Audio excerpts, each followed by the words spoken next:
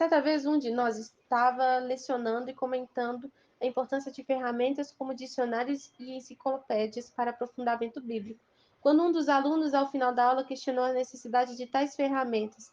Em sua contestação, o aluno disse: para que tantos dicionários se o que Jesus disse era tão simples? Muitas pessoas confundem simplicidade com superficialidade. Acreditam que tudo que é simples é também superficial.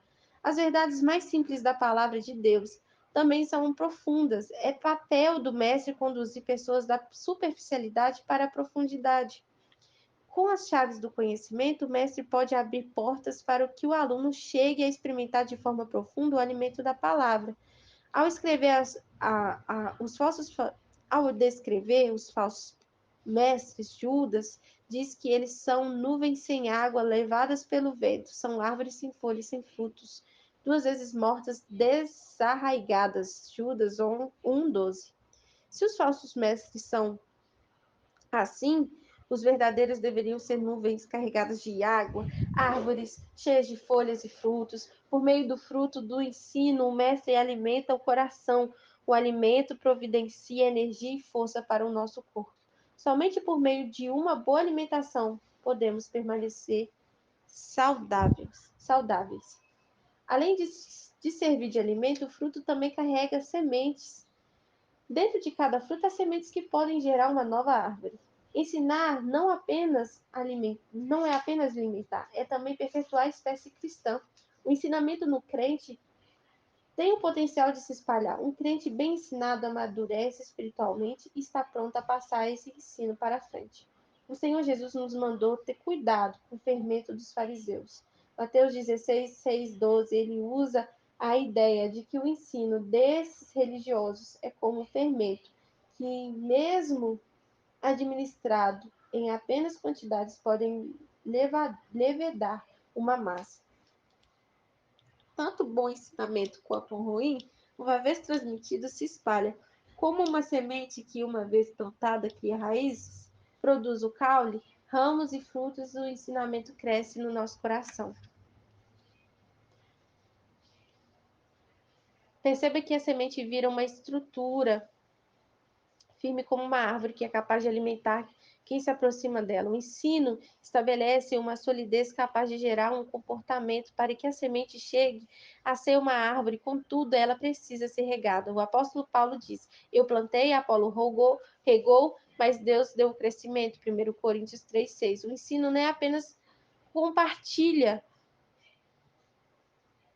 não, o ensino não apenas compartilha novas ideias como semente, como também tem responsabilidades de fornecer água a ponto de regar o que foi semeado. O texto diz que Deus dá o crescimento, mas se ninguém plantar a semente e regá-la, não haverá desenvolvimento. Deus dá o crescimento, mas é fundamental que os meios necessários para que a semente se desenvolva sejam fornecidos para o amadurecimento do cristão. O outro texto que faz alusão ao papel de regar do ensino vem do Cântico de Moisés. Protege a minha doutrina como a chuva, destile a minha palavra como orvalho, como chuvisco sobre a relva e como gotas da água sobre a erva. Deuteronômio 32:2. O pastor Luciano Subirá comenta o seguinte a respeito desse texto. A definição de destilar é deixar cair gota a gota, gotejar. Cremos que a palavra de Deus vai sendo absorvida aos poucos, princípio por princípio, como declarou o profeta Isaías. Assim, pois, a palavra do Senhor lhe será preceito sobre preceito, preceito e mais preceito, regra sobre regra, regra e mais regra, um pouco aqui e um pouco ali. Isaías 28:13. O ministério do ensino oferece sempre princípios que somam, que constroem algo maior. Juntando texto com texto, ensinamento com ensinamento, o ensino do mestre é como a chuva que fornece de forma gradual a atmosfera necessária para desenvolvimento da semente. Por isso, o mestre tem uma atenção maior aos detalhes e uma capacidade de organizar temas bíblicos de forma que o seu ouvinte cresça de maneira equilibrada. Você é um mestre? Observe com mais cuidado algumas das qualidades de um mestre. 1. Forte desejo de aprender e estudar. 2. Facilidade de se aprofundar e perceber detalhes naquilo que estuda. 3. Inclinação para comprar e ler livros, quase que de forma natural. 4. Preferência por ficar sozinho, meditando no que ficar envolvido em tarefas administrativas.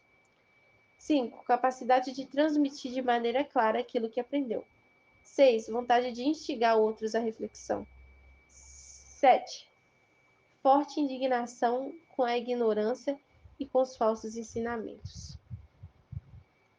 Se ao ler essas palavras você se identificou e o seu coração ardeu, é provável que você tenha o chamado do Mestre. Caso você realmente o seja, desempenhe esse ministério com excelência e não deixe que a paixão pelos livros impeça de orar, ou que o desejo de ficar sozinho atrapalhe de forma exagerada sua convivência com as pessoas.